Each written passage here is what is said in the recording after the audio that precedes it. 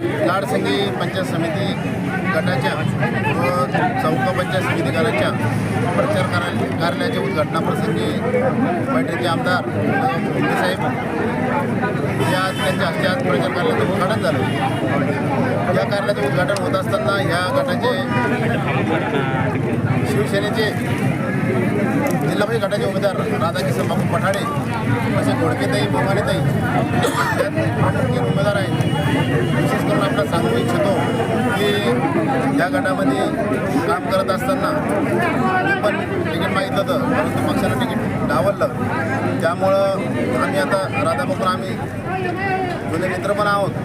त्यामुळं असा आम्ही एक निर्णय घेतला की आता बाबा आपण शिवसेनेसोबत जाऊन तसं राधाबापूवर पण तालुकाध्यक्ष असताना मी पण तालुकाध्यक्ष ते पण तालुकाध्यक्ष दोन्ही तालुकाध्यक्ष तिकीट सध्याच्या विद्यमान दोन पक्ष प्रमुख भाजप आणि काँग्रेस यांनी दोघांचे तिकीट कट केले आणि जो लोकांचे कायम कंटिन्यू त्यांच्यावर तो प्रमुख यांनी अन्याय केला.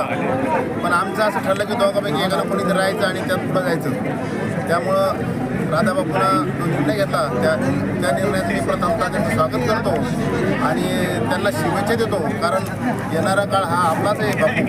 त्यामुळं कोण कुठे समजा दोन प्रमुख पक्षाची परिस्थिती आज काय आहे, एकदम वाईट परिस्थिती ह्या गटात आहे.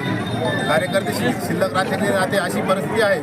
त्यामुळं बापू जे आपला नक्कीच आहे. त्यामुळं धनुष्यबाणावर जे जिल्हा परिषदला बापू बोंगानेताई व तिकडे घोडकेताई असे 3 उमेदवार आहे.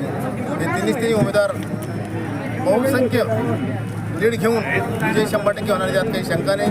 एवढं बोलताना थांबतो. तुमच्यासोबत किती काँग्रेस कार्यकर्त्यांनी माझ्यासोबत चौका, कनपुरा, सताळा, दोनखेडा, खामखेडा, लिंगदरी, आडगाव सरक, अंजनगाव तसे डोनवाडा, नायगव्हाण, हातमाळी असे सगळ्या गावाचे प्रमुख कार्यकर्ते आमच्यासोबत आज प्रवेश त्यांनी केलेला आहे. 2 दिवसात पुन्हा लाडसंगीला सन्माननीय खासदार माजी पालकमंत्री उमरे साहेब यांचा पण तिथं कार्यक्रम आहे. राहिले उरले सुरले कार्यकर्ते आम्ही तिथं त्यांचा प्रवेश करून घेणार यात काही शंका नाही.